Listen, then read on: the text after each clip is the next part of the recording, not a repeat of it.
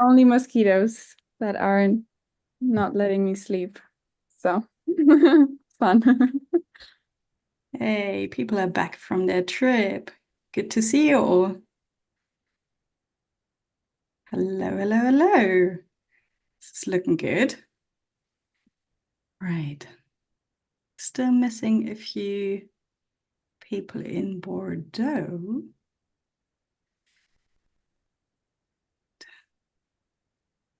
But that's fine.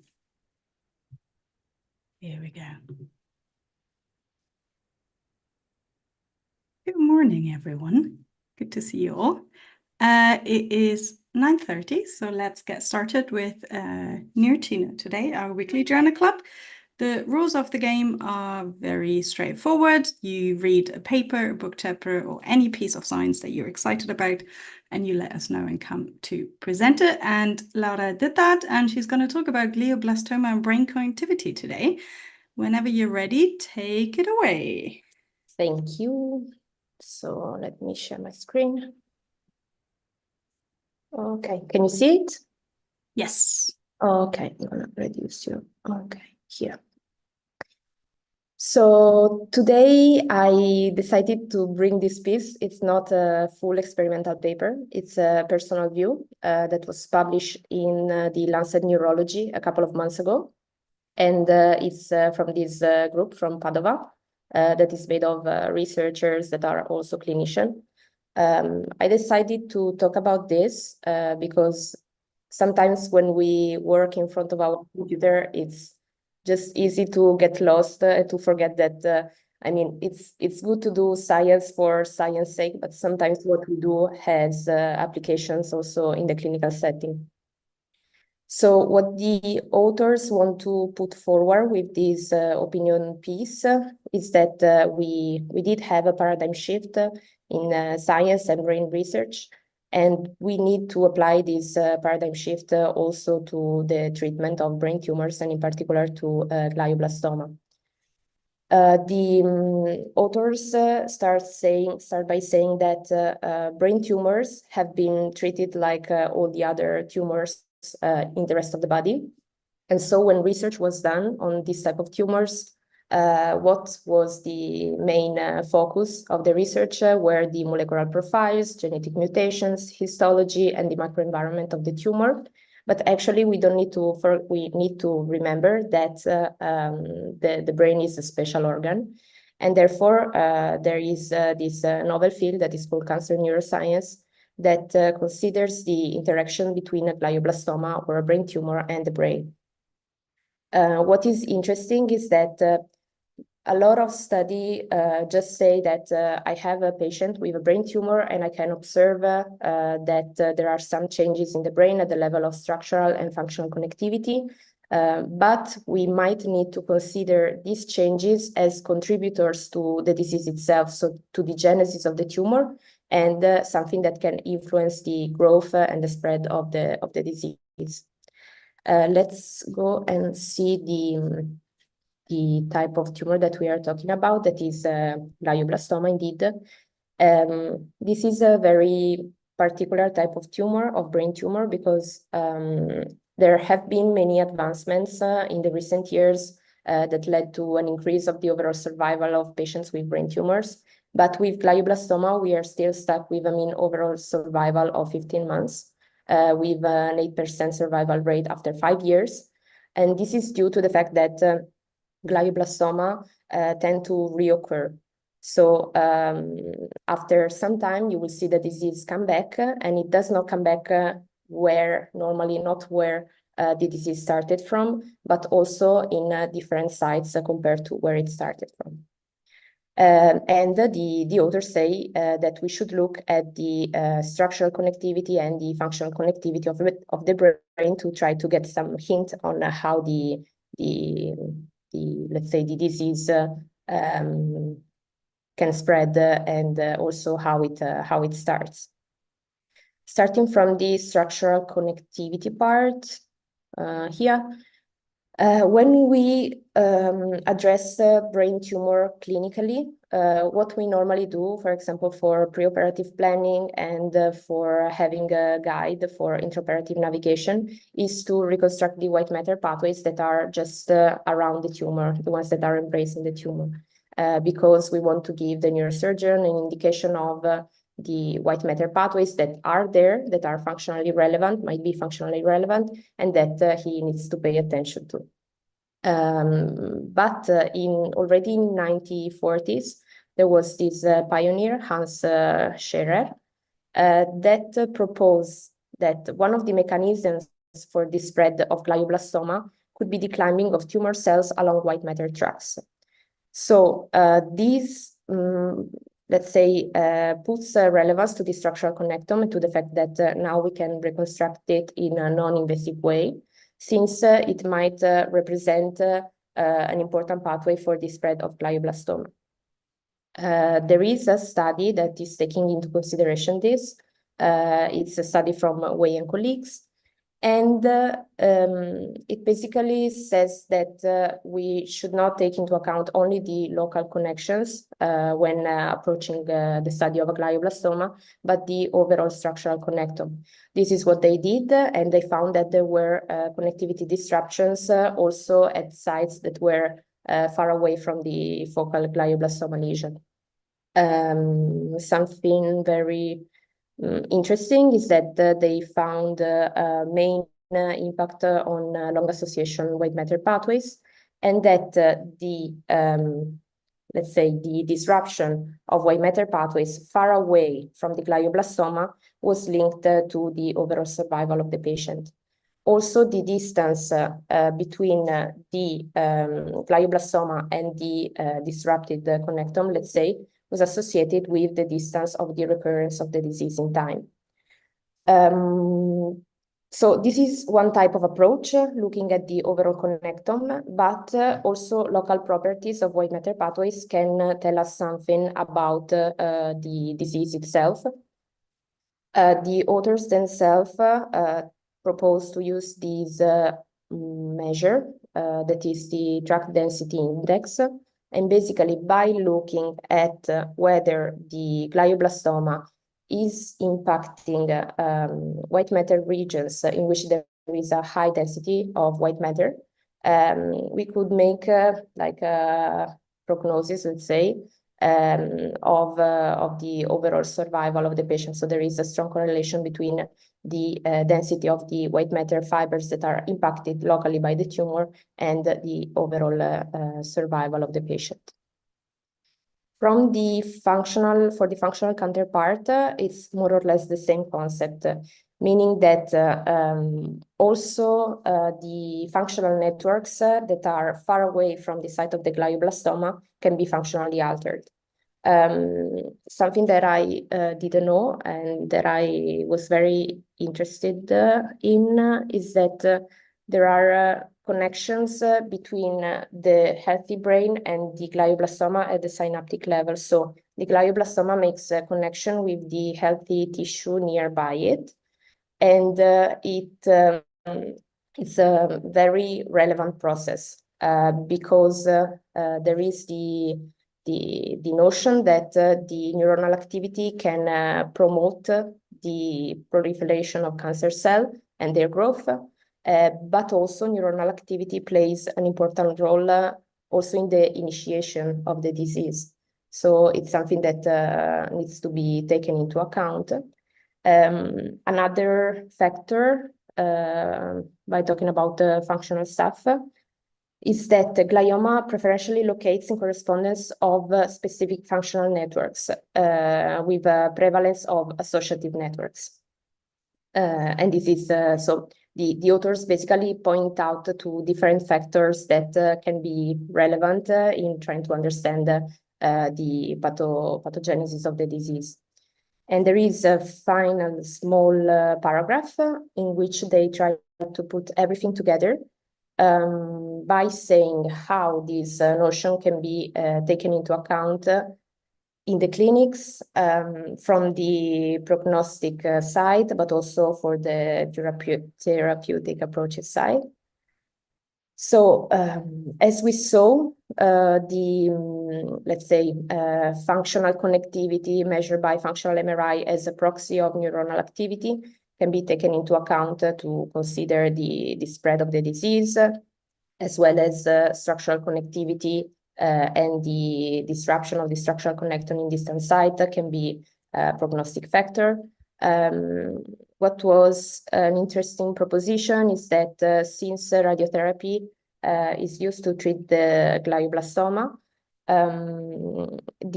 let's say the structural connectome could be used as an information to improve the targeting for the radiations. And something that was very, very interesting to me is this one related to the association between the neuronal activity nearby the tumors and the synapses that are created with the glioblastoma and the nearby healthy tissue. So the fact that maybe we could try to use a non-invasive brain stimulation technique to affect the activity that happens in these regions, and therefore finding a way for slowing down the processes that lead to the growth and the spread of tumoral cells. And that's all for me from my side. I'll be happy to hear what you think about this piece. Lovely, thank you very much. If you have questions, just raise your hand and I'll hand over to you. One thing that I have missed, but I'm quite curious about. So the idea per se is not new, that the white matter is relevant also for brain tumors.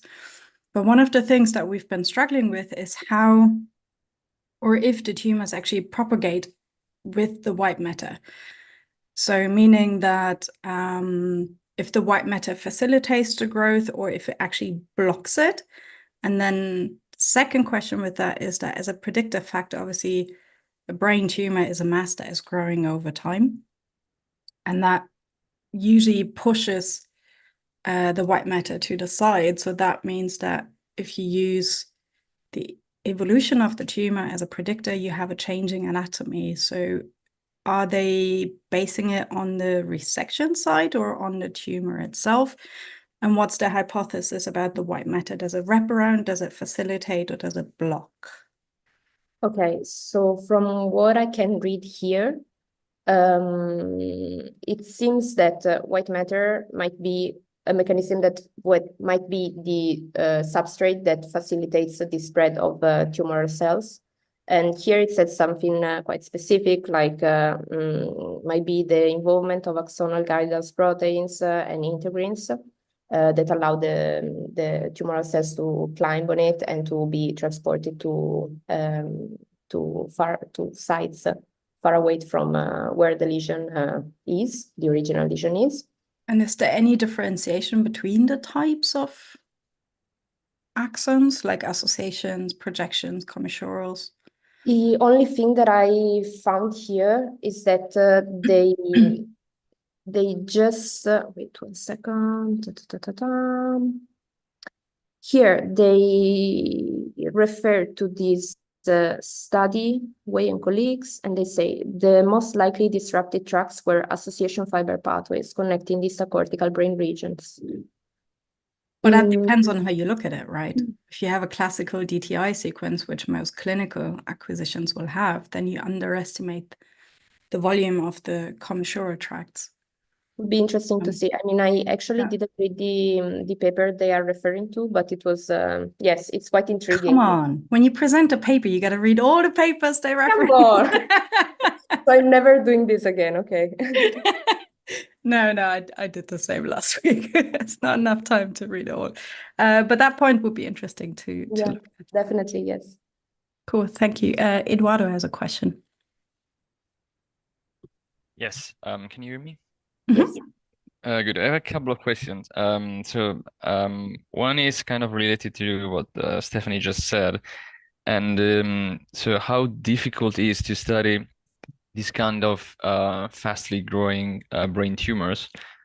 Because yeah, we're speaking about months So building studies is usually quite difficult, and with patients is even more difficult. So I was wondering what kind of challenges people studying this kind of pathologies meet, and how do they address them, if you know anything about it. I have no idea actually, but I think that since they point out the possibility that both dysregulation in the functional connectivity or different patterns of structural connectivity could be, let's say, at the origin of the disease itself, especially for the synaptic relationship between the tumor and the nearby areas.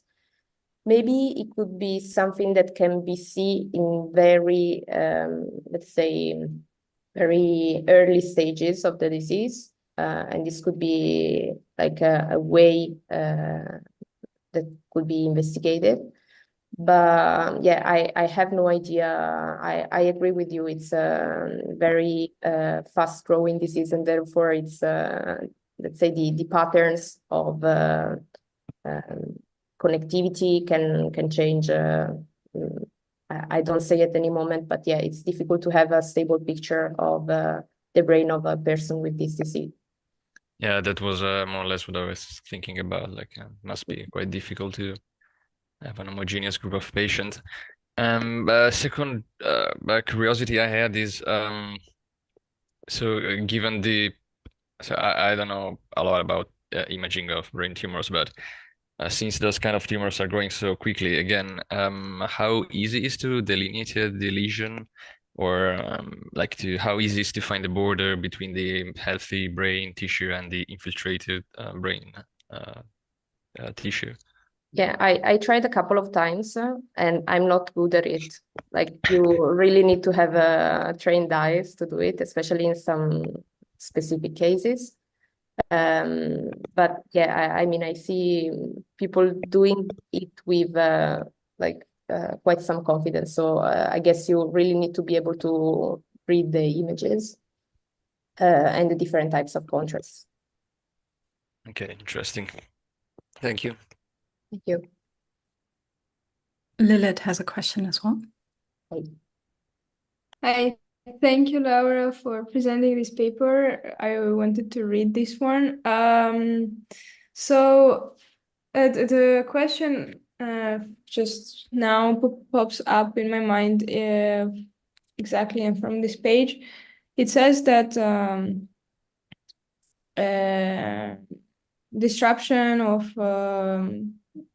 so we have glioblastoma, and regions distant from the glioblastoma is helping us to predict the survival, right? So Yes. I was wondering if is it actually significant increase of the correlation, or still the location of glioblastoma is much more predictive information, and then it doesn't really add so much additional information if we look at the connectome. Do they discuss the significance of actually connectome in comparison to just lesion, not lesion, the lesion, the place of the glioblastoma? Yeah, what I read from here is that they say when this information was added into models to predict overall survival, the accuracy of prediction significantly improved. But again, I didn't read the original paper, so I have no idea of how. So significantly improved means that, well, it actually gives some additional information, right? So yeah, from my understanding, it means that if you compare to when you don't put this information into a prediction model, when you put it, your accuracy for predicting the overall survival is better. I don't know. Would be worth in the paper, actually, yes. Can you repeat also the idea of the distance again? So What do so you the mean? distance The disruption, the distance from the glioblastoma, also you said that also predicts the overall recovery. It talks about the overall survival and the recurrence of the disease. So the first, so there was something about the distance that you mentioned that I didn't quite catch it. The distance and the recurrence, why? That moment I didn't get it. Okay, so I think it's this piece here. The distance of connectome disruption was associated with the distance of recurrence. So probably as much far away you from the lesion site, you see disruption in the connectome. I don't know, as you will probably find the recurrences of the disease in sites that are far away from the lesion. This is my best guess. Yeah, I would read this similarly, that if you have a disruption that is far removed, then the occurrence is likely to happen as far as the disruption went. And the distance is often used in neurosurgery as a predictive factor, so the distance between the white matter and the tumor tissue, which is always something I'm struggling with, because if you change your algorithm for the tractography, you change your distance. So I'm always a bit wary about that measurement, because obviously if you have a classical DTI, then you're likely further away from the tumor tissue than when you use an advanced tracking algorithm like spherical deconvolution, where you get closer because you resolve more of the crossing. So from a methodological technical point of view, I'd be a bit wary about that measurement, but it seems to predict. Thank you. Thank you. Eva has another question. Thank you for presenting this. I don't know if I missed it, but is there disruption of perfusion as well with these tumors? And do they talk about how this could affect function, or if this is also a sort of network we should be looking at together with connections and function? They talk separately about structure and function. So there is an influence at both the structural and functional level, and I don't remember, because we are talking about tractography for the structural part, and for the functional part, I guess they are talking about functional MRI. There is also something more technical related to something more biological, which I did not really pay attention to, because I don't have the skills. So maybe it could be interesting to maybe to you to go and look into it. Yeah, I think I'll have a read. Thank you. Thank you. It's definitely something that people look at in the stroke literature, and it's highly relevant there. So I would be surprised if there's nothing in the tumor literature. Marcella has a question as well.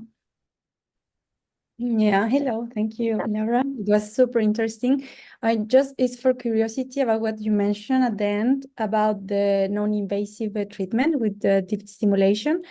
I don't know if they mention some results or some studies that they have found, or if they compare this treatment that can be better compared to other treatments to treat this kind of tumor, or if they say something else about this, because I know the stimulation usually is not very precise or accurate, like in the place they need to stimulate is, of course, it stimulate more. So yeah, I'm just curious about if they talk about that a little bit more in the paper. Actually, not much.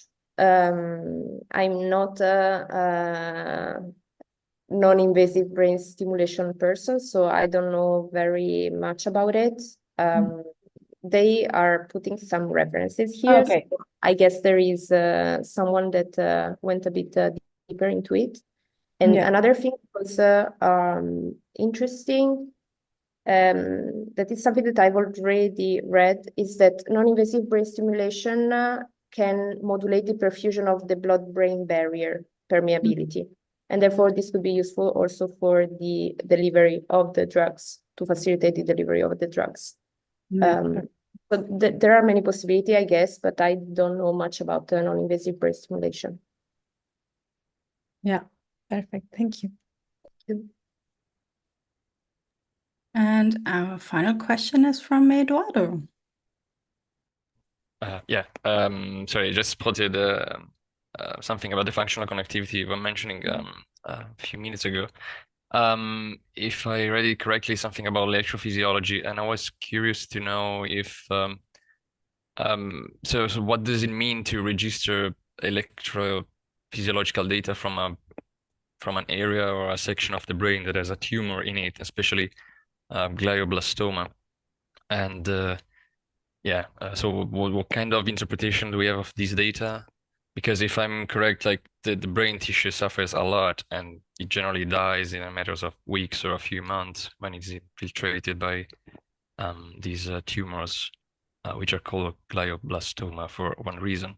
So if you have any information on that, I was just curious. Not at all, actually. I'm sorry that my answer are just like, I don't know. It's not written here. I have no idea. But this time I really have no guess about this. Sorry. No worries. I was just curious because it's well, we struggle already with the electrophysiology of the healthy brain tissue. So I was curious if there is like some special interpretation for activity from an area that is probably going to die soon. Yeah, not here specifically, but it's something that might be worth reading. I agree. Okay, yeah, thank you. Thanks. So 2 things. Number 1, don't be sorry for not knowing. This is the whole point. We're doing a journal club so we can learn. And it really just serves as the starting point to the week. And if the paper triggers your interest or question triggers your interest, then you just go and dive deeper to find out more about it. So that's perfectly fine. We don't all have all the answers. And in fact, no one has all the answers. So don't apologize for not knowing the answers to our questions. And the second thing was that the tissue at risk is, in stroke, we call it the penumbra. And there's different types of sequences in MRI that you can use to kind of tease apart the core of the lesion and the penumbra, so the tissue at risk, which is also a function over time because time is brain, right? So the longer you wait, the more the tissue will start dying off. But you can tease that apart, for example, with fast and slow diffusion sequences, amongst other things. There's also the perfusion mismatch that you can use to see the tissue at risk. And I'm sure some of these sequences and methods could be applied to looking at the tumor tissue because there's also a penumbra around the tumor. Right. With that, we are out of time. Thank you very much for presenting the paper. Have an exciting week in science, and we shall see you next Monday morning. Bye. Hi, thank you. Bye, thank you.